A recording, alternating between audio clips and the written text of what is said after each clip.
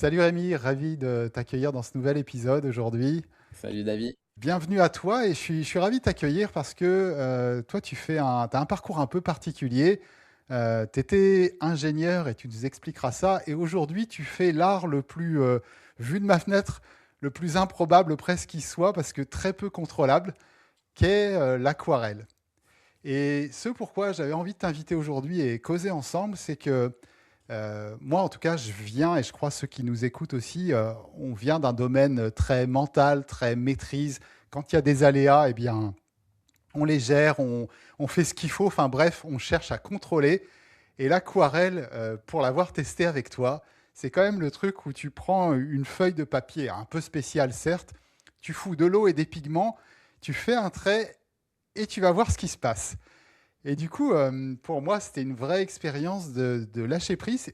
Et ce qui m'a le plus fasciné, c'est que quand tu nous as guidés, eh bien, tu fais un premier trait horizontal. Tu dis, ah, ok, bon, on va voir ce qui se passe. Puis après, tu fais des bâtons verticaux. Et d'un seul coup, tu commences à capter que ça, eh ben, ça fait presque une berge avec des arbres. Et moyennant pas grand-chose, tu as un truc qui est assez incroyable. Et je trouve que par rapport à toute la représentation qu'on peut avoir quand on est entrepreneur, dirigeant, etc., ou même dans la vie de tous les jours, on essaye de tout maîtriser, et ben c'est une sacrée expérience que l'aquarelle, et ça fait vivre quelque chose qui est de l'ordre du lâcher-prise. Et c'est de ça aujourd'hui que j'ai envie de parler avec toi, et peut-être pour démarrer et te poser ma première question. J'imagine que ce que je raconte, tu l'as déjà vu plein de fois. Qu'est-ce que toi tu vois quand il y a des gens comme moi qui font leur premier coup de pinceau? Qu'est-ce que ça dit? Qu'est-ce que ça raconte? Qu'est-ce qui se passe, quoi? Yes. Bah, alors déjà, pour la petite histoire, c'est vrai que moi j'ai un parcours assez ingénieur. J'ai fait des études d'ingénieur. J'ai démarré ma vie de salarié en tant qu'ingénieur. J'ai fait ça pendant 15 ans. J'ai fini en tant que chef de projet informatique, donc pareil, très cartésien, très carré, très organisé. Et bah, au bout de 15 ans, j'ai un peu tout plaqué pour me lancer dans cette activité en ligne sur l'enseignement de l'aquarelle. Et le déclencheur de tout ça, ça a été le Covid en 2020 où je me suis retrouvé à la maison, plus forcément besoin de prendre le RER, plus forcément besoin de prendre le café avec les collègues. Je suis assez ours, moi. Et, et ça faisait à peu près 4 ans que j'avais pas repeint, sachant que moi, j'ai démarré en 2013 à peu près. Pendant 2 3 ans, j'ai vraiment peint de manière assez régulière, à peu près toutes les semaines. Et après, après le jour où ma fille est née, bah, j'ai plus rien fait. Ce qui était un bon prétexte pour moi de ne plus peindre, parce que là, avec le recul, je me rends compte que c'était pas le temps qui me manquait, parce que le temps, je le trouvais, hein. J'allais sur YouTube, j'allais sur Netflix, je regardais plein de vidéos. Donc j'avais le temps, mais en fait, c'est plutôt que j'avais peur de rater, hein. Je m'étais mis une barre d'exigence qui était si élevée parce que il y a eu des moments où j'avais réussi à faire des choses dont j'étais à peu près fier, dont les résultats me surprenaient presque, même, enfin un petit peu beaucoup. Et, et en fait, ces fulgurances, je les appelle ces fulgurances artistiques, sont devenues presque une norme qu'il fallait atteindre. Et donc à partir de là, je me suis mis une pression pas possible. Et cette pression, après, ma fille avait bon dos pour me dire, bon bah Hmm. non, finalement, t'as pas le temps, faut que tu t'occupes de ta fille, t'as le boulot, et puis bon, de toute façon, c'est pas ça qui va te faire vivre, etc. Et en fait, le Covid a un peu rebattu ces cartes-là, dans la mesure où je me suis retrouvé seul. En plus, bon, j'étais aussi séparé, je me suis séparé de la mère de mes filles à ce moment-là. Et donc, ça a été un revirement complet, une période de remise en question où je me suis dit, mais bah tiens, et si je reprenais un peu les pinceaux, avec ce regard neuf que tu avais lorsque tu démarrais, et non plus avec, avec cette exigence que tu t'es imposée au fil des années. Et donc, bah, je me suis remis à peindre de manière un peu frénétique et j'ai commencé à créer du contenu sur internet et c'est là que, c'est de là que c'est parti, quoi. Mmh. Et donc j'ai commencé à enseigner, l'aquarelle à partir de 2020 et des élèves, j'en ai vu passer pas mal et c'est vrai que lorsque je vois certains élèves peindre, je me dis: j'ai l'impression que à travers les premiers coups de pinceau, je peux déjà je peux déjà lire qui est l'élève qui est en train de poser ce coup de pinceau. Tu peux le sentir. Tu peux sentir que, ah bah ici, je veux contrôler. Ici, je veux pas laisser l'aquarelle faire.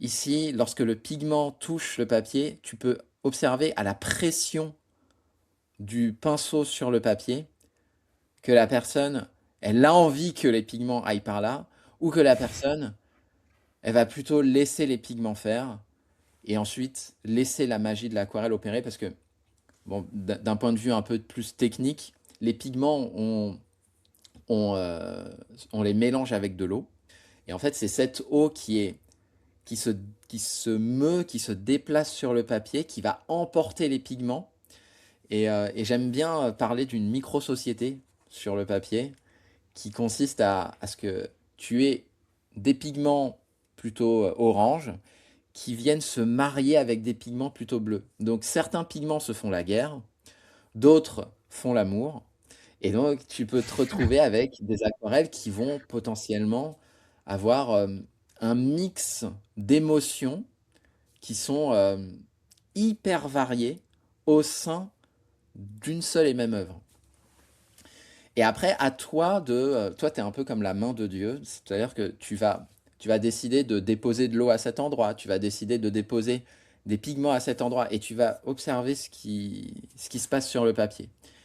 Et donc, il y a autant de mains de Dieu qu'il y a de personnes sur cette terre, et tu peux voir, alors soit du stress, soit du relâchement, soit de la recherche de techniques, soit de la décontraction, soit du plaisir. Et en fait, tu peux sentir tout ça à travers le mouvement et le geste de quelqu'un. Et je pense que, et en fait, derrière, tu peux lire aussi la personne. Parce que là, tu peux dire, bah là, ici, comment tu te sens? Est-ce que t'étais un petit peu stressé ou pas? Et souvent, le sentiment que j'ai, il est, il correspond à ce que la personne décrit d'elle-même. Ah bah oui, moi j'ai ce côté perfectionniste. Ah non, Mmh. mais là, moi, c'est vrai que je supporte pas l'erreur. Et tu sens que la personne, elle reprend, elle repasse sur le même passage. Et moi, ce que je dis en général, c'est ne repassez pas. Laissez faire. Et là, c'est fascinant de voir à quel point ce que tu poses sur le papier, c'est un bout de ton âme, c'est un bout de ta personnalité. Et ça se sent encore plus lorsque tu vois la personne peindre. Ouais. Ouais, j'aime bien cette petite, je sais pas de qui elle est ou si je l'ai inventée, j'en sais rien, mais on fait les petites choses comme on fait les grandes choses. Et enfin, moi, je suis pas spécialiste de l'aquarelle, mais je vois les gens, moi, je fais de la musique, je vois un batteur, je fais de la batterie, je le vois jouer, je suis presque sûr de son profil à la façon, enfin, la précision, la façon dont il attaque les cymbales, les machins, les trucs. Et du coup, j'ai l'impression que c'est ce que tu vois. Euh, Est-ce que c'est, enfin, maintenant que toi, tu fais de l'aquarelle à titre personnel, mais aussi c'est ton métier et tu accompagnes, tu as même une assez bonne communauté maintenant sur YouTube. Tu accompagnes les gens dans se former à l'aquarelle. Qu'est-ce qui se passe quand tu leur fais ce que tu dis là, tu leur fais ce retour-là? Euh, Qu'est-ce qu'ils en font et au-delà de la technique de l'aquarelle, qu'est-ce qui se passe quand tu les accompagnes sur 4 ou 6 mois? Est-ce que tu vois les gens évoluer, bouger ou voilà, question un peu ouverte. Ouais, bah, en gros, ce qui se passe lorsque je les accompagne, c'est que le sentiment que j'ai, c'est que j'ai atteint un état que les élèves aimeraient atteindre, qui est cette forme de bon bah c'est pas très grave quoi, cette forme de tolérance vis-à-vis de ce que je Hmm. produis et du coup vis-à-vis de moi-même. Et l'aquarelle, j'aime bien la voir comme une école de la vie, dans la mesure où elle nous montre là où on a encore des angles morts, là où on a encore des choses à apprendre. Et tous les jours, à chaque fois, dès que je peins à l'aquarelle, ça me renvoie à toutes mes imperfections qui sont, bah là, tu as envie de contrôler.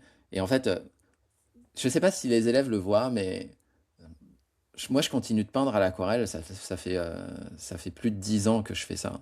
Et je m'en lasse pas, parce qu'à chaque fois que je peins, j'ai un nouveau miroir de qui je suis. Ah bah là, tu vois, tu as voulu contrôler. Et je le reconnais je le vois dans les autres domaines de ma vie, hein. Dans ma paternité avec mes deux filles, je vois à quel point il y a des fois où je veux que ça se passe comme ça. Et c'est là que je me dis, non mais, attends, mais regarde à l'aquarelle. Et en fait, l'aquarelle, c'est un peu un étalon pour moi.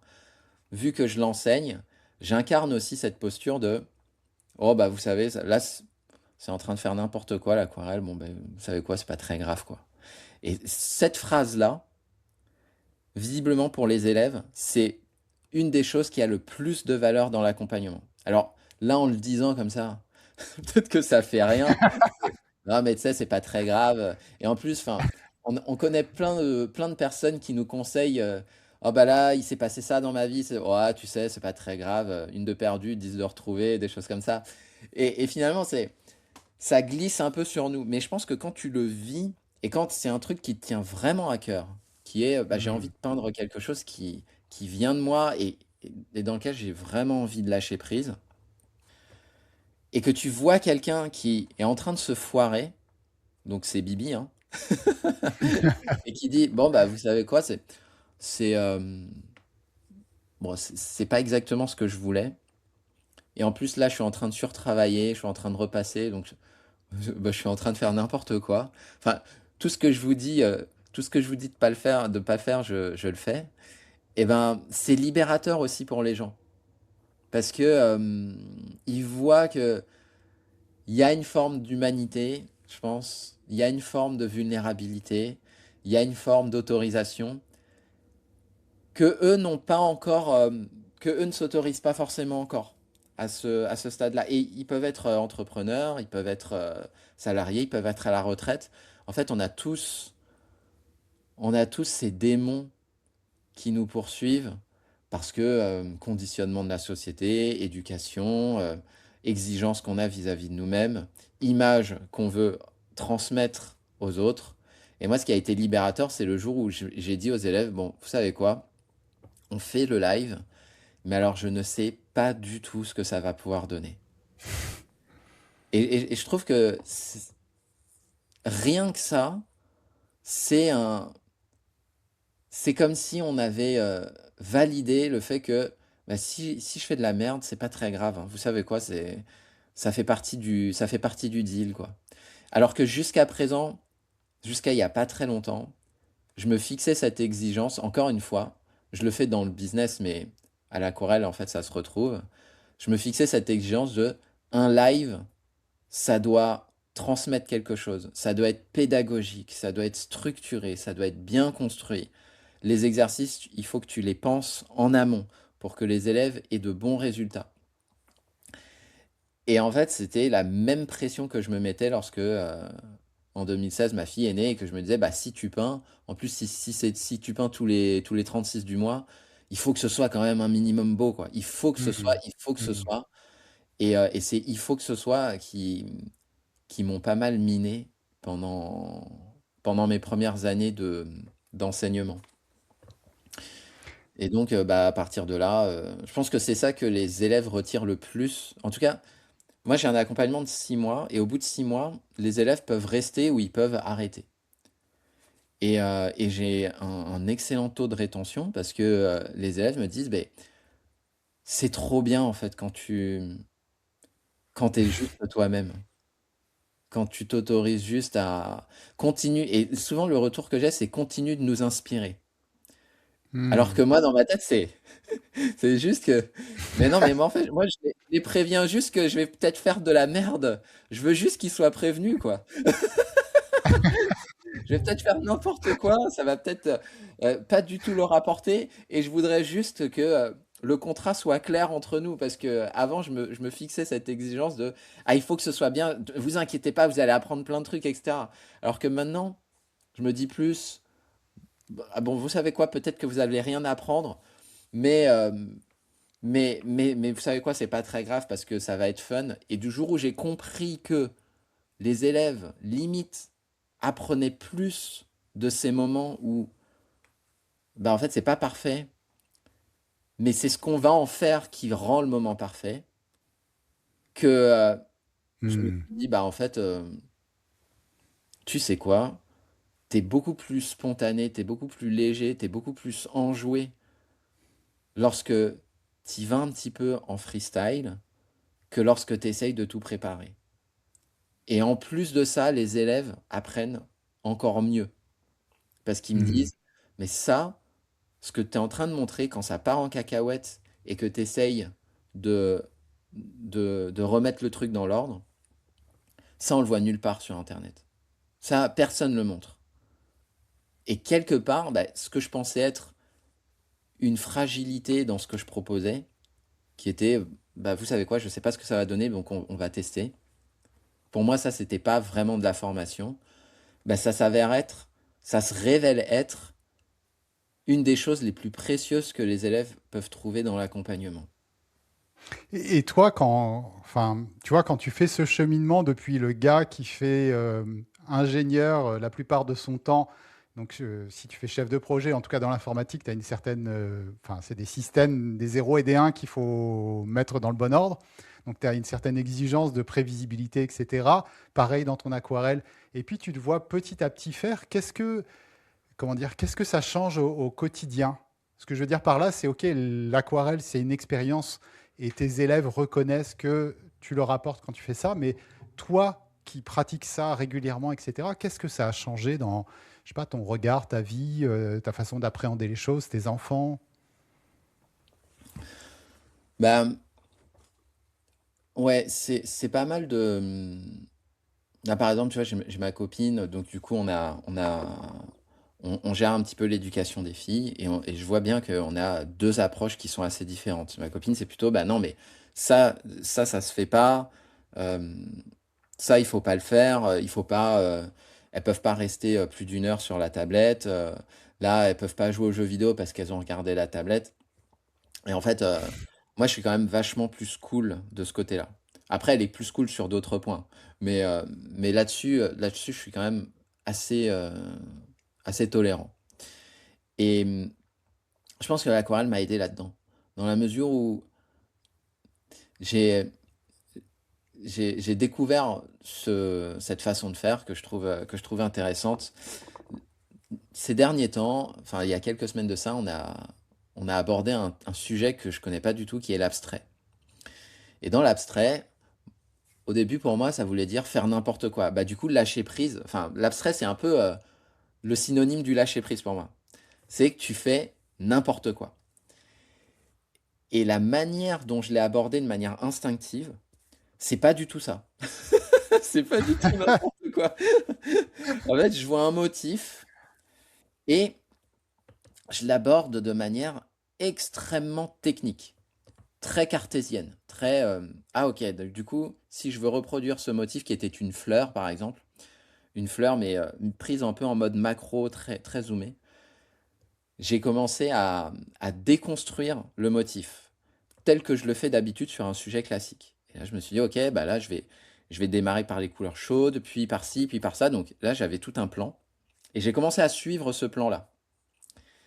Et arrive un moment, et je pense que c'est là où il y a une divergence avec les élèves que j'accompagne, arrive un moment où l'aquarelle en fait un peu qu'à sa tête, au même titre que arrive un moment où les filles prennent des décisions ou font des choix qui ne vont pas forcément dans le sens que moi j'aurais espéré, ou arrive un moment où je fais un lancement au niveau de mon activité professionnelle et ça se passe pas exactement comme je le prévoyais.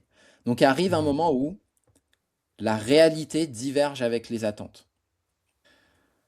Et ce moment-là, en fait, tu as deux choix. Soit tu te dis, Non, mais c'est pas possible. Et en fait, tu essaies de rectifier comme à l'aquarelle. Et c'est là que tu rentres dans une phase de surtravail. Tu essayes de contrôler ce qui est en train de se passer pour que ça rentre dans le carcan que tu t'étais imposé. Soit tu dis aux filles, non, mais faites pas comme ci, faites pas comme ça.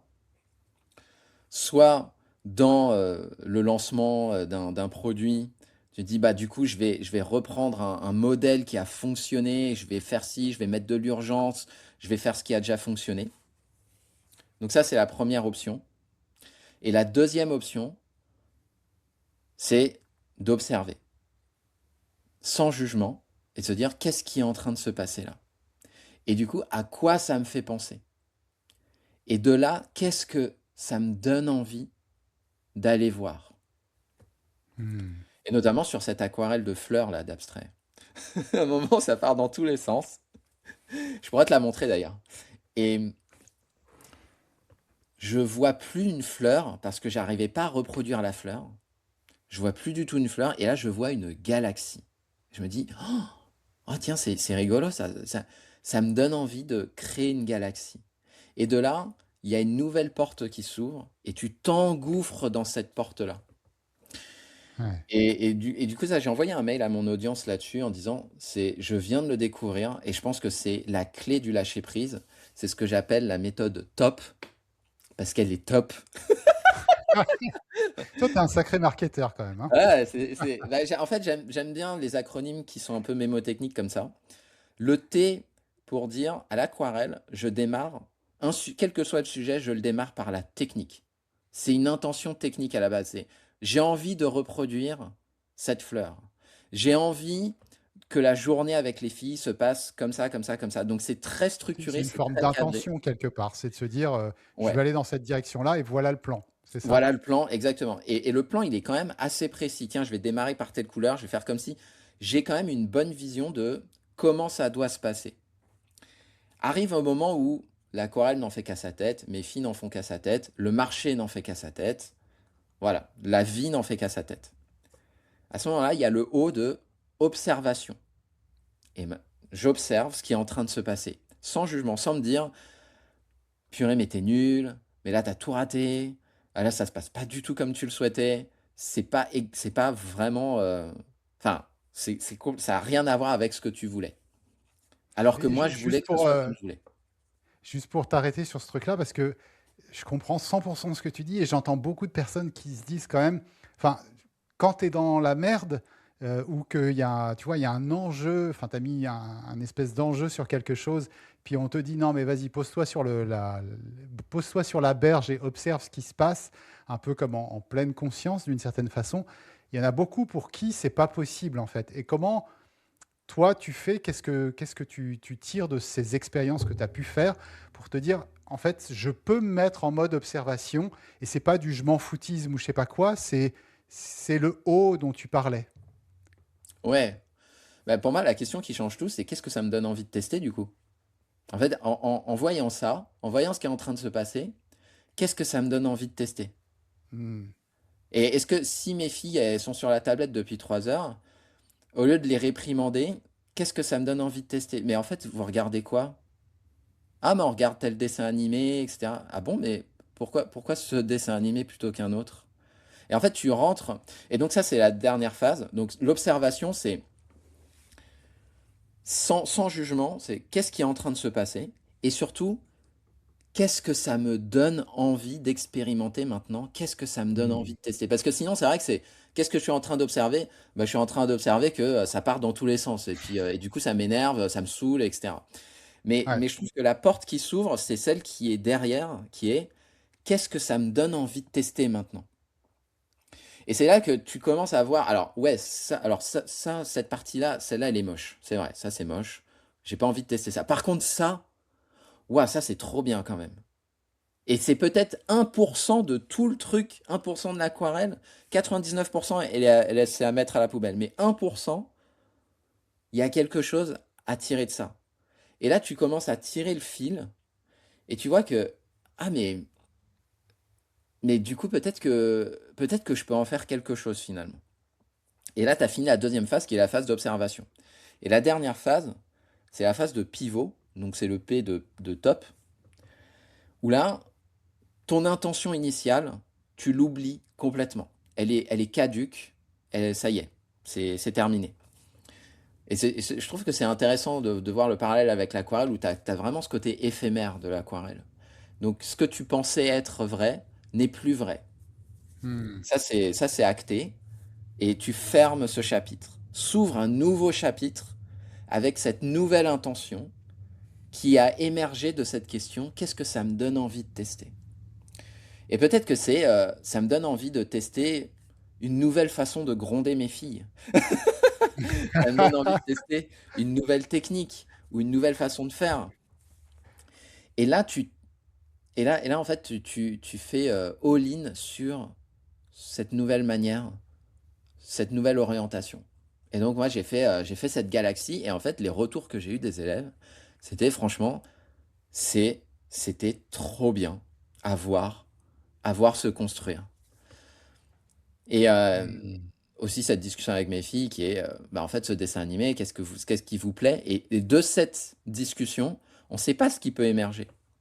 Elles vont peut-être me dire quelque chose, bah là, moi j'aime bien quand les élèves, ce sont des élèves dans le dessin animé, ils vont combattre des aliens. Je fais, mais pourquoi ce dessin animé plutôt qu'un autre? Ah bah parce que j'aime bien leur personnalité, c'est rigolo. Et là, ils vont me dire un truc qui va peut-être me donner une idée sur le business. Elles vont me dire un truc qui va peut-être me donner une idée de newsletter, qui va peut-être me donner une idée de vidéo YouTube. Et en fait, on sait même pas ce qui peut émerger de tout ça. Et je trouve que ça, c'est Hmm. un peu les cadeaux que l'aquarelle peut offrir, et c'est un peu les cadeaux que la vie peut offrir. Ouais, du coup, si je reformule ce que j'entends, c'est au départ, j'ai une intention avec un plan, comme on est beaucoup à avoir finalement, je veux aller dans telle direction et voilà un peu les étapes par lesquelles je vais passer. Puis je fais tourner la roue, je lance les dés ou je fais l'aquarelle. Et puis bah, la vie est plus compliquée que ce qui était prévu. Les pigments sont un peu plus rebelles que peut-être ce que j'avais en tête ou je sais pas quoi. Et il se passe autre chose. Et dans ce que tu dis, c'est je vais me poser pour observer, mais pas que observer. En fait, c'est j'ai une intention quelque part dans l'observation qui est qu'est-ce que je vais découvrir ou apprendre qui va faire que, tiens, je vais me donner une nouvelle opportunité, une nouvelle direction, une nouvelle porte à entreouvrir que j'aurais jamais pu voir avant si le plan s'était déroulé comme prévu. Et du coup, c'est Ouais, ça c'est qui ça. rend quelque part le fait de se poser acceptable, entre guillemets, alors qu'on peut être dans la merde. Enfin, tu vois, des discussions, des situations business compliquées où tu dis merde, je suis vraiment dans la merde, tu as besoin de sentir que tu vas agir et pas juste te poser. Là, ce que j'entends dans ce que tu dis, c'est que, en fait, je me pose simplement pour me dire mon rôle à moi, c'est comment je repère la meilleure direction que j'avais pas imaginée qui est en train de naître sous mes yeux. C'est un peu ça le truc voilà, que tu retires. Ouais, c'est ça, ouais. En gros, c'est ça. Après, pour la partie où c'est qu'est-ce que je peux en tirer, qu'est-ce que ça me donne envie de découvrir. C'est vrai que ça, c'est un peu une conséquence. Là où je vois plus l'idée de qu'est-ce que ça me donne envie de tester et d'expérimenter. Hmm. Parce que là, pour le coup, c'est quelque chose qui est assez concret. Plutôt que qu'est-ce que j'ai envie de découvrir? Parce qu'en fait, tu sais pas trop ce que tu vas découvrir derrière. Mais Hmm. qu'est-ce que là, tu as envie de... En fait, ça te donne envie de faire quoi? Voilà, ça me donne juste envie de tout foutre en l'air. Là, ma pub, elle marche pas. Bah, ça me donne juste envie de... Je sais pas, t'allumes la caméra et tu te dis, bah, en fait, j'ai lancé un truc, ça fonctionne pas. Et en fait, tu sais même pas ce qui peut émerger de ça. Tu sais pas ce qui peut émerger de ça. Et c'est ces moments-là où il y a ce mélange de vulnérabilité, d'authenticité et, euh, et d'humanité qui fait qu'on... En fait, je pense que c'est dans ces moments-là que l'innovation et la créativité sont les plus... sont sur le terreau le plus fertile. Hmm. Tu dirais que limite, c'est un moyen pour, quand tu es dans la merde, de trouver des pistes de sortie ou des axes ou voilà, des directions qu'on n'aurait pas imaginées. Euh, Ouais, alors l'aquarelle, clairement, c'est quand après, il y a des aquarelles qui se terminent mal, hein. Enfin, ça, le taux de rebut, ça veut pas dire qu'il tombe à zéro, mais par contre, le fait de dès le départ, je trouve que ça, c'est intéressant aussi. Dès le départ, savoir que, dans tous les cas, arrivera un moment où ça va pas se passer comme prévu et à ce moment-là et le fait de le savoir, un homme averti en vaut 2, le fait de le savoir et de t'y préparer, je trouve que ça aide au moment où ça se produit. Ça aide beaucoup à se dire: «OK, bah, ça, je l'avais prévu, donc maintenant, observe ce qui est en train de se passer». Donc il y a des aquarelles, ouais, que j'ai rattrapées, que j'ai réussi à rattraper parce que je suis pas parti en cacahuète, j'étais pas en méga stress au moment où ça a pas fourni la prestation que j'attendais. Mais, après sur des enjeux plus plus lourds, que ce soit émotionnels ou logistiques ou financiers, je sais pas, je sais pas si ça peut s'appliquer aussi facilement, mais, l'idée, ça serait que j'aimerais l'appliquer aussi dans mes autres domaines de la vie. Je pense que j'arrive à le faire, mais peut-être pas aussi facilement. En tout cas, l'aquarelle, ça m'aide à le faire, ouais. Par exemple, Mmh. avant, peindre sur grand format, c'était impossible pour moi. L'enjeu était trop élevé.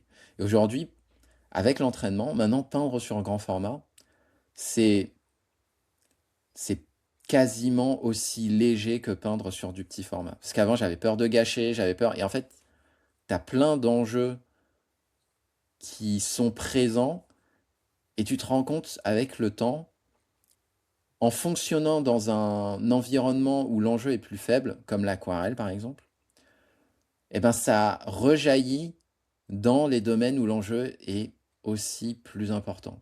Comme moi, là, le grand format. Le grand format est un enjeu plus important parce que il est lié à mon marketing. Ce sont ces aquarelles-là que je tiens dans la main, que je montre sur les réseaux sociaux. C'est ceux-là qui permettent d'avoir de la visibilité. Et donc, je peux moins me permettre de rater ce genre d'aquarelle. Mmh. Mais le fait de pouvoir me dire, bah, sur les petites aquarelles, en fait, tu arrives à le faire de manière tranquille. Qu'est-ce qui t'empêche de le faire aussi sur du grand format? Bah, petit à petit, ça rentre. Et donc, je pense que c'est la même dynamique qui peut s'appliquer sur le business, où là, tu as un enjeu qui est financier, tu as aussi un enjeu identitaire. Ça peut s'appliquer sur la parentalité, ça peut s'appliquer sur d'autres d'autres domaines qui nous tiennent vraiment à cœur, je pense, hein. Mmh. Dans ce que tu dis, enfin, il y a, tu vois, si je fais le parallèle avec du coaching, en coaching, en s'appuyant sur cette idée qu'on fait les petites choses comme on fait les grandes choses, parce que finalement, la mécanique qui nous amène à nous comporter dans des petites situations, c'est la même mécanique, les mêmes schémas qui nous font prendre les grandes décisions, entre guillemets. Enfin, c'est la même quincaillerie intellectuelle, on va dire. Et enfin, moi, en tout cas, ce qui m'avait marqué en faisant de l'aquarelle, c'est que finalement, tu vois, quand tu te lances, tu es la première fois, tu es avec ta feuille, Rémi, il a dit acheter ça, et puis tu fais ton truc, tu fais ton premier coup de pinceau. L'enjeu est tout petit, mais l'apprentissage sur le fond est un peu le même. C'est-à-dire, enfin, tu vois, je peux m'attacher à essayer de bien peindre, mettre une intention, etc. Et puis de voir que ça foire, et à ce moment-là, comment je me comporte quand ça foire. Et un peu comme moi qui faisais de la musique, tu as les répétitions tout seul dans ton coin, tu as les répétitions en groupe, puis après, tu as le concert. Puis tu as le petit concert, puis tu as le plus grand concert, puis tu as le plus grand concert qui est enregistré. Et tout ça, en fait, c'est à force d'oser des petites choses dans les petites situations que finalement on comprend que c'est normal et qu'on peut le répercuter ailleurs, etc. Et en tout cas, j'avais ressenti l'aquarelle comme... c'est un peu ça que ça permet, quoi. Et si je laisse foirer, là, si je laisse les pigments faire leur vie, eh ben, qu'est-ce qui se passe? Et est-ce que c'est si grave? Et est-ce que finalement, il va pas se passer un truc incroyable que j'avais pas prévu? Ça te parle ce que je dis ou c'est juste ma représentation? Et peut-être la question que j'ai aussi, c'est est-ce que tu entends ça aussi chez tes élèves? Qu'est-ce qu'ils disent? Est-ce qu'ils retranscrivent ce qu'on est en train de se dire là? Ouais, je pense ça c'est quelque chose qui peut leur parler beaucoup, dans la mesure où ouais, c'est aussi pour ça que j'ai choisi l'aquarelle, c'est que lorsque tu arrives dans cette phase où j'aime bien faire le parallèle entre le copiste et l'explorateur. Le copiste, c'est celui qui suit les tutoriels comme une suite d'instructions machinales, une recette de cuisine. Et, et donc, il y a ce côté très robotique qui ressort. Et du coup, à partir de là, si tu t'écartes de la recette et que tu n'obtiens pas exactement le résultat, tu vas être déçu. Donc, Hmm. le, l'état d'esprit que je préconise plutôt, c'est non pas celui du copiste, mais c'est plutôt celui de l'explorateur. Dans la mesure où l'explorateur, c'est déjà comprendre le... Et c'est là où tu as une étape technique qui est importante, hein. Comprendre les fondamentaux de l'éducation, comprendre les fondamentaux du business, comprendre les fondamentaux de l'aquarelle. Et notamment à l'aquarelle, c'est maîtriser la fusion, le phénomène de la fusion, maîtriser la lumière.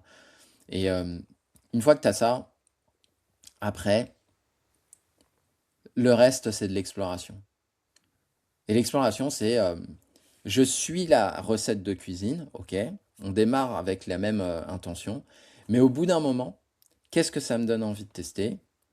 Et je trouve que l'aquarelle, c'est un excellent médium pour ça. Avec l'huile et l'acrylique, c'est peut-être un petit peu plus difficile, mais ça te permet d'itérer. Tiens, ah ben, et maintenant, avec les élèves, souvent en live, je fais un essai. Avant, je me tenais à cet essai-là et je disais, bah là, c'est raté ou là, c'est réussi. Et quand je rate maintenant, je leur dis, eh mais attendez, vous savez quoi? J'ai envie de tester un truc et je teste sur le vif. Et je trouve que c'est ça aussi l'explorateur. Il permet de vivre 10 expériences différentes, là où le copiste, lui, il s'en est tenu qu'à une seule. Et donc il y a Hmm. aussi cette capacité à itérer hyper rapidement des concepts que tu peux tester. Par exemple, des formats de vidéos YouTube. Voilà, je fais un format plutôt tutoriel. Bah, en fait, j'ai pas tant aimé que ça. Ok, bah du coup, qu'est-ce que ça me donne envie de tester?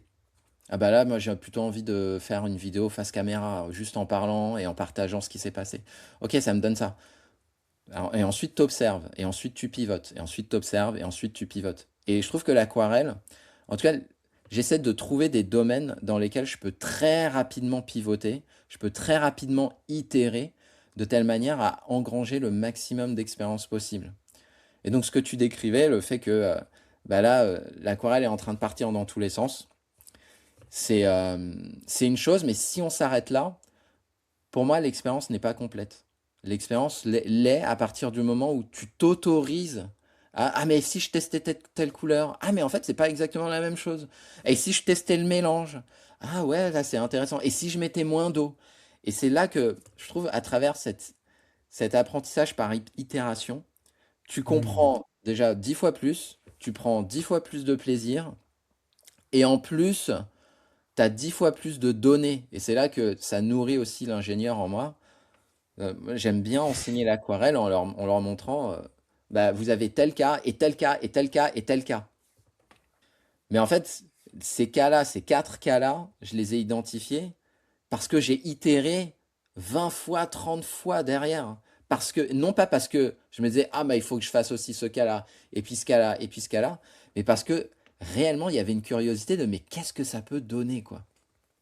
Et je pense Hmm. que ça, c'est intéressant d'aller explorer. C'est dans quel domaine, pour ceux qui nous écoutent, dans quel domaine de vie vous avez naturellement ce regard de l'enfant émerveillé. Vous avez naturellement cette curiosité insatiable de mais ça me donne trop envie de tester, quoi. Et ça peut être des sous-domaines. Là, par exemple, on parlait d'intelligence artificielle. Moi, des fois, il y a des trucs. Des fois, je fais des petites automatisations. Je fais, oh, mais j'ai trop envie de tester. Et oui, bien sûr, il ne faut pas tout le temps nourrir cet enfant parce que derrière, il peut faire des caprices, parce que derrière, on oublie les responsabilités de l'adulte. Mais lui laisser de la place, parce que souvent on lui laisse pas assez de place à cet enfant intérieur. Lui laisser la place de parler, de s'exprimer et de dire: «Moi, c'est ce domaine-là de jeux vidéo, moi, c'est ce jeu vidéo auquel j'ai envie de jouer». La dernière fois, j'ai fait une journée, alors que c'était censé être une journée de travail. J'ai fait une journée à jouer aux jeux vidéo et j'ai laissé l'enfant parler en moi et c'était, et j'étais même pas je culpabilisais même pas.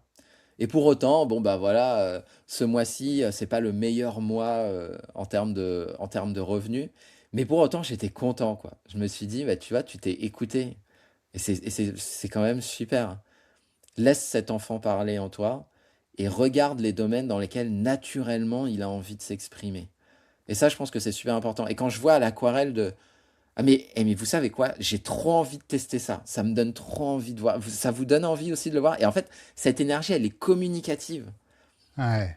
et derrière, même si le résultat, il est tout pourri, je fais: «Bah, bon, bah, vous voyez, il fallait pas m'écouter, c'était tout pourri». Et en fait, s'autoriser aussi à faire de la merde des fois, je trouve que c'est libérateur et des fois, on a juste besoin de se libérer un petit peu, de se lâcher un peu la grappe, de se dire: OK, ce mois-ci, il est pas dingue, mais c'est pas grave. Ah OK, cette aquarelle, elle est un peu moche, mais c'est pas grave. OK, les filles, c'est vrai qu'elles ont pas beaucoup dormi cette nuit-là, elles ont fait leur soirée pyjama, mais c'est pas grave. On se lâche un petit peu la grappe et ça fait du bien aussi. Ouais, trop bien. J'aime bien cette idée de, comment dire, euh, d'aller cultiver l'endroit où je vais être, je vais me remettre comme un gamin qui a envie de tester des choses qu'il n'a jamais testées, de faire des mélanges qu'il n'a jamais fait, de faire la journée qu'il n'a jamais osé faire ou je sais pas quoi.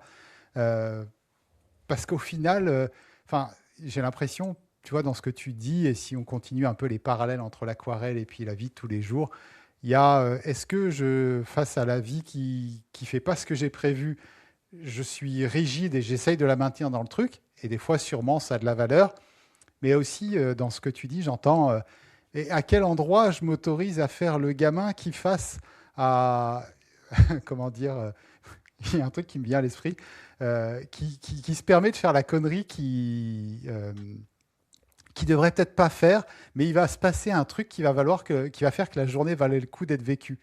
Et moi, je me rappelle, il y a un truc débile qui me revient. euh, Quand j'étais gamin, j'habitais dans un quartier, et puis il y avait un autre quartier à côté qui était un peu désaffecté. Il y avait toute une série de garages, puis il y en a visiblement qui venaient picoler des coups, et il y avait plein de canettes en verre qui étaient là. Et puis moi et mes potes, on avait trouvé ça hyper cool pendant toute une après-midi de se mettre sur le dessus des garages et de balancer les canettes par terre.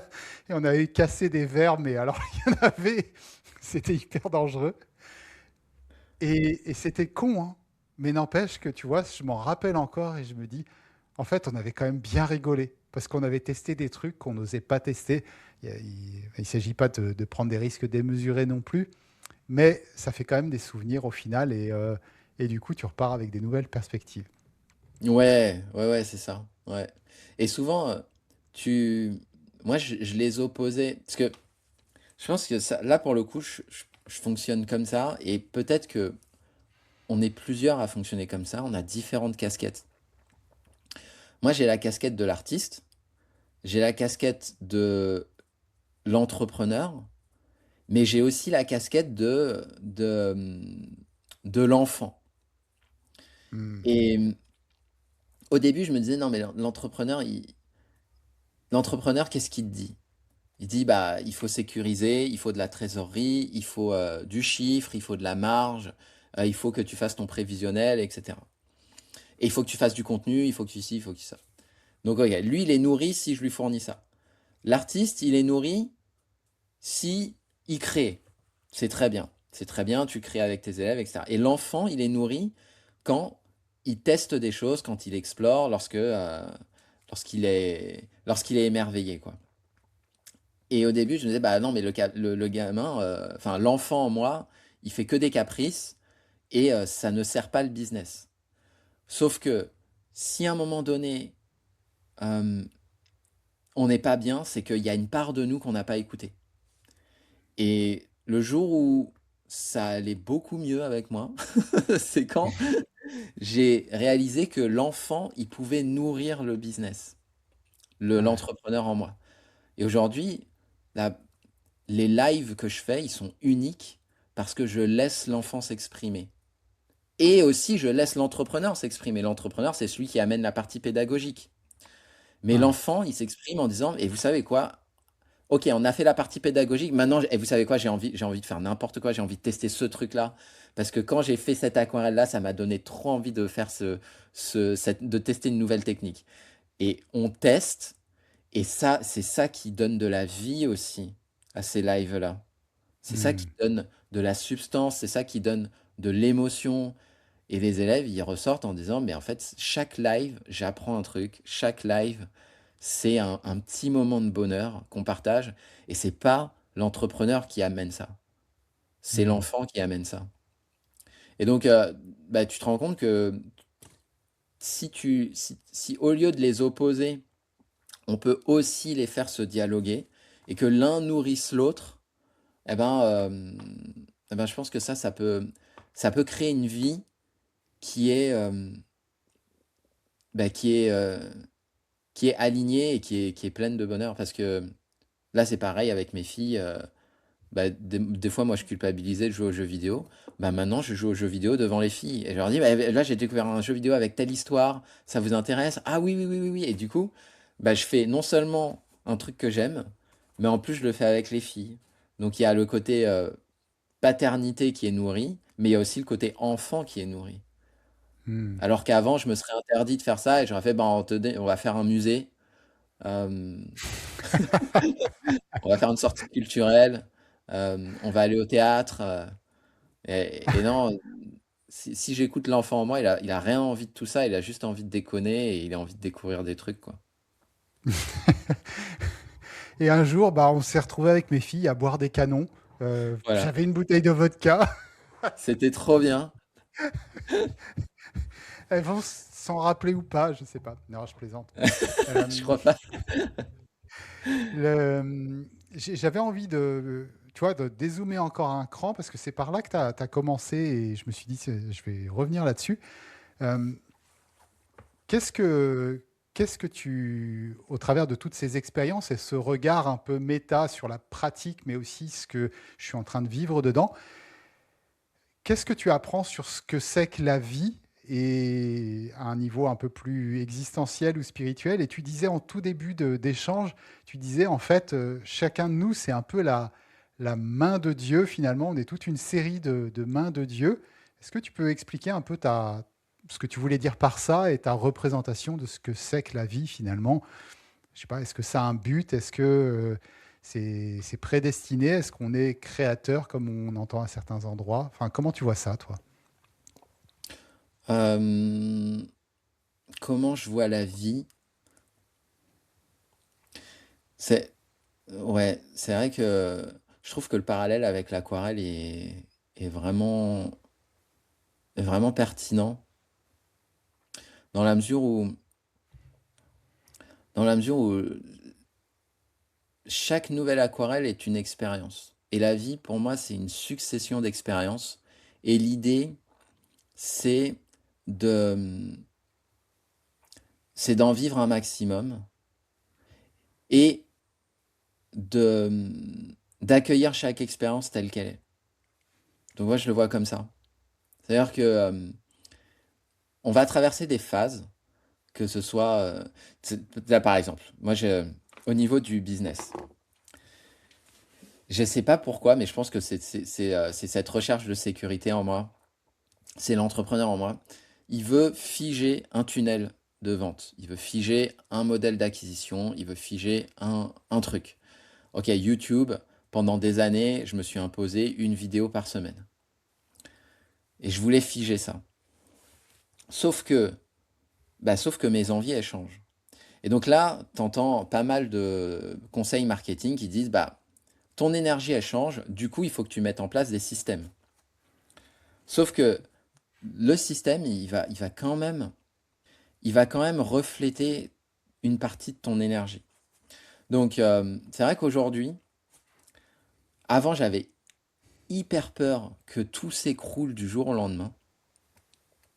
Et je pense que c'était comme ça que je voyais la vie, comme un château de cartes qui pouvait se détruire en quelques secondes. Et ça, je pense que c'est l'aquarelle qui me l'apprend.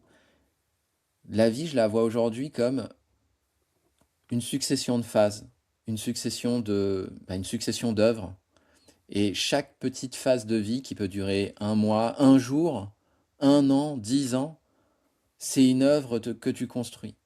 Et autant que cette œuvre que tu construis, qui est le résultat, passe par un processus d'expérience, enfin passe par une expérience vécue la plus, la plus épanouissante possible.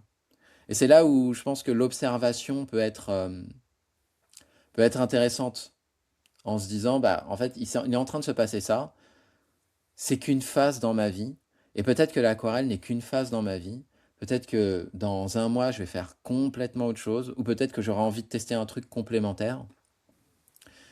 Et, euh, et ça veut pas dire que ma vie est ratée ou que, je sais pas, moi je le vois comme ça en fait, comme une succession d'expériences isolées, et chaque expérience, à toi de la rendre la plus agréable possible. Hmm. Et ça me fait moins peur. Et paradoxalement, tu vois, le fait de me dire, peut-être que tout ce que j'ai construit jusqu'à présent, bah, de manière très factuelle, ça n'existera plus demain. Mais avec cette... Je sais pas, je trouve que ça rend vachement plus léger de se dire, bah, ouais, mais tu vivras autre chose. Et toute l'expérience que tu as accumulée là, plus t'en vis, et c'est là aussi, c'est là que ça rejoint le côté itératif de l'aquarelle, donc le côté aussi itératif de la vie. Toute expérience vécue va, pour moi, ça te rend aussi antifragile à la vie, ça te rend aussi plus résilient, ça te permet aussi de plus facilement t'adapter. La dernière fois, je voulais en parler à mes filles. Là, on vit dans une maison et je leur dis, vous savez, tous les enfants n'ont pas la chance d'avoir un jardin, d'avoir ce genre de choses. Et il y a une part de moi qui se disait, mais dis-leur, et peut-être qu'un jour, on vivra plus là-dedans, hein. Et c'est vrai que ça rend triste de se dire, bah, c'est cette phase de vie-là, elle est éphémère et on ne sait pas combien de temps ça va durer. Mais ça ouvre aussi la porte à une autre phase de vie dans laquelle on va découvrir d'autres choses. Moi, c'est vrai que je le vois comme ça, comme une succession d'expériences, comme mon art est une succession d'aquarelles et une succession d'expériences. La vie est une succession d'œuvres que tu construis et certaines sur lesquelles tu reviendras plus jamais et d'autres sur lesquelles tu reviendras. Bah, par exemple, ma phase de salariat de 15 ans, c'est une œuvre que j'ai construite dans lesquelles, il y a plein de leçons qui sont intéressantes, hein. Le fait que je m'écrase devant mon hiérarchique, le fait que j'ai eu une expérience où je me suis fait défoncer. Et, et quelque part, ça me marque encore aujourd'hui et je pense que ça me forge et ça me donne cette énergie de me dire, bah non, je veux plus retourner là-dedans. Et en fait, ce sont des expériences qui valent le coup d'être vécues, hein. Et plus on Hmm. en vit, que ce soit positif ou négatif, plus je trouve ça donne de l'épaisseur à notre vie. Et, euh, et ouais, moi, j'aime bien. Après, on pourra dire que je suis un éternel optimiste, mais j'aime bien voir la vie comme ça. Pas comme Hmm. un je veux atteindre ça, j'ai une vision, je fixe ma vision court terme, moyen terme, long terme, mais plus comme bah, qu'est-ce que j'ai envie de tester dans cette phase de ma vie? Et quand tu as envie de le tester, vas-y all-in. Et, euh, et tu sais pas ce que la vie peut te réserver. Parce que souvent de ces pivots-là naissent les plus grandes innovations,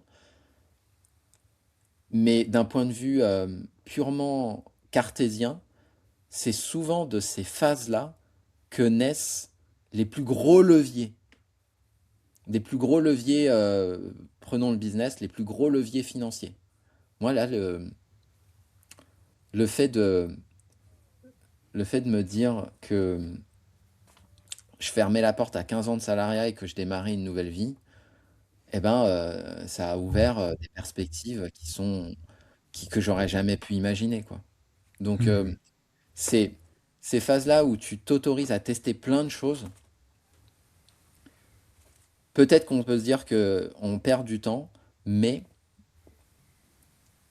il suffit d'un il suffit d'une découverte pour que ça ait un effet x10 sur ton bonheur, ça ait fait un effet x10 sur, tes revenus, ça ait un effet x10 sur, ta capacité à voir la vie autrement.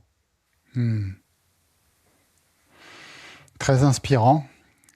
Quand tu en parles, je trouve il y a ce côté entre essayer de rigidifier la vie pour qu'elle soit solide et que je puisse m'appuyer dessus, un peu cette notion de fondation d'une maison qui crée de la sécurité, etc. Et Ouais, puis, en tout cas, moi, c'est aussi un vécu, bah, je ne veux pas parler pour toi, mais en tout cas, mon vécu là-dessus, c'est que je trouve que la sécurité la plus grande, elle naît finalement de la capacité non pas à figer les choses, mais à savoir que ça va tout le temps bouger. Moi, le premier, je vais tout le temps bouger. Et que, en fait, j'ai déjà fait 10 000 fois, enfin 10 000 pas sur les cailloux pour traverser la rivière. Donc, c'est pas le 10 000 et unième pas qui va poser un problème. Je sais que je sais le faire. Et en plus, bah, je suis en train de traverser la rivière, c'est hyper cool, quoi. Tandis que rester sur l'autre berge, pas fou, quoi. ouais, exactement. L'impermanence de la vie je trouve que c'est un cadeau, hein, quand même, hein, parce que ça nous permet de vivre, des expériences qui sont à chaque fois différentes, quoi. Et là, en ce moment, tu vois, Mm. j'ai des élèves qui me disent: «Ah, ça serait pas mal qu'on se retrouve». Moi, je suis plutôt digital, pas très physique. Et là, pour autant, je me prends au jeu à organiser l'événement, à se dire: «Oh tiens, on va faire un truc de 3 jours, ça peut être cool» et cetera. Et on ne sait pas ce qui peut émerger de ça. Et peut-être qu'en fait, c'est la prochaine orientation de mon activité. J'en sais honnêtement, je pense pas. Mais mais on ne sait pas et en fait, de cette expérience-là, tu vas prendre une petite brique que tu vas ensuite ajouter à ton accompagnement. Et moi, la brique que j'ai récupérée de l'aquarelle, c'est: écoute cet enfant en toi, parce que c'est lui qui amène l'unicité dans ton accompagnement. C'est lui qui fait que les élèves restent et qui te suivent. Mm. Et c'est lui qui rend aussi ton accompagnement hyper inspirant. Parce que l'entrepreneur, il va ressasser ce que tout le monde dit. Il va essayer de se raccrocher à ce qui fonctionne déjà parce que lui, il cherche la sécurité. Mais en tant qu'humain, on recherche aussi l'émotion, on recherche l'expérience, on recherche des choses uniques, on veut vivre des choses. Et Mm. celui qui s'autorise à vivre des choses, c'est cet enfant en nous. C'est pas le, c'est pas enfin, en tout cas, pour moi, tel que je le vois, l'entrepreneur en moi, c'est pas lui. Mm.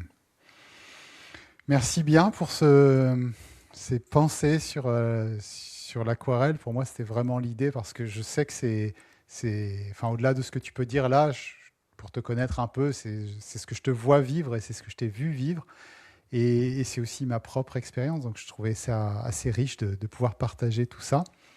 Est-ce qu'il y a une dernière chose que tu voudrais rajouter qu'on n'a pas évoquée aujourd'hui? Ouais, parce que enfin, moi, je trouve ça génial, hein, cette conversation, parce que ça m'a ouvert les yeux sur, parce que il y a ça aussi, il y a le fait que chasser le naturel, il revient au galop. En discutant avec toi et en écoutant ce que je dis, je me dis, mais t'appliques pas ça du tout dans ta vie sur tel ou tel domaine. Là, tu vois, tu rigidifies, tu fais machine arrière, tu veux absolument que ce soit comme ça, comme ça, comme ça. Et, euh, et, et dans ces moments-là, je me rends compte à quel point je perds de mon humanité. Et donc, ouais, je te remercie aussi d'avoir organisé cette conversation parce que ça me fait prendre conscience de plein de choses aussi. Mais là, tu es hyper rigide. Euh, là, là où je pensais que c'était la bonne chose à faire, je me rends compte que bah, non, en fait. Tu t'autorises pas du tout à, à faire complètement autre chose. Enfin, non, c'est hyper intéressant. Et je pense que il y a pas besoin de chercher des choses qui sont uniques au monde et à chaque fois de vivre un truc complètement différent. Parce que ça, je l'ai pris de quelqu'un que j'avais entendu. Il disait, vous n'avez pas besoin d'inspiration, vous avez besoin de restauration. pas manger, mais, mais, mais restaurer des choses qu'on a oubliées. Et, euh, et je trouve que Hmm. cette conversation, elle restaure aussi des idées que j'ai pu incarner à un moment donné et que j'ai arrêté d'incarner. Et, euh, ouais, je trouve que c'est super important en fait de voir, ah, en fait, là, je commençais à me remettre dans cet état un peu neutre, un petit peu trop analytique. Et en fait, ce genre de conversation, ça me sort de cette torpeur et ça fait du bien aussi. Et pour autant, c'est des choses que j'ai déjà entendues, que je continue d'entendre et que j'aurais encore besoin d'entendre. Et je pense que c'est aussi pour ça que je me lasse pas de l'aquarelle, hein. C'est parce que c'est parce qu'on a besoin de restauration plutôt que d'inspiration complètement nouvelle, quoi. Hmm. Ouais, pour conclure, ça me rappelle cette petite phrase que j'avais entendue, c'est que, enfin, pour schématiser, c'était pas dit comme ça, c'était mieux dit, mais on a besoin de 10% d'enseignement où vraiment on apprend quelque chose de nouveau et 90% de rappel, de se reconnecter à des choses qui sont déjà là, qu'on sait déjà, mais qu'on a tendance à laisser filer, à oublier, à ne plus prendre pour sa juste mesure dans la situation où on est. Et des fois, rien que le fait de le redire et de se dire, en fait, ouais, ouais, ça je le sais déjà, il faut juste que je me le réapplique à moi-même. Et moi, personnellement, bah, c'est ce que je vis au travers du coaching. C'est-à-dire les gens qui viennent, ils viennent avec leurs problèmes, mais je ne suis pas au-dessus de la mêlée. Ça pourrait être moi à leur place et de réentendre ce truc-là. Ah oui, c'est vrai. C'est quand même pas con. Bien, C'est clair. merci beaucoup pour cet échange. Pour terminer, si on veut te retrouver, si on veut faire un bout de chemin avec toi, découvrir ce que tu fais, mais peut-être aussi se lancer dans l'aquarelle, comment on fait et c'est quoi ton actualité du moment? Bah, il y a ma chaîne YouTube. Après, je suis aussi sur Facebook et Instagram. Donc les gens peuvent me suivre. Et après, il y a des liens qui permettent de s'inscrire à ma newsletter pour, pour avoir un lien un petit peu plus proche avec mes réflexions du moment, avec mes réalisations du moment aussi. Donc voilà, il y a ma chaîne YouTube principalement, c'est ça. Ok, bon, je mettrai le lien dans la description. Et, euh, Bien. et voilà, je pense que, en tout cas, moi, j'invite tous ceux pour t'avoir fait intervenir à plusieurs reprises il y a quelques années maintenant en arrière. Je sais qu'il y en a beaucoup pour qui ça a ouvert un peu les chakras et il y en a quelques-uns qui ont fait un bout de route avec toi aussi. Euh, donc voilà, allez voir ce que fait Rémi. Non seulement c'est très beau, mais c'est surtout une expérience que je trouve hyper intéressante. Ouais, merci Davy, Merci ouais. Rémi.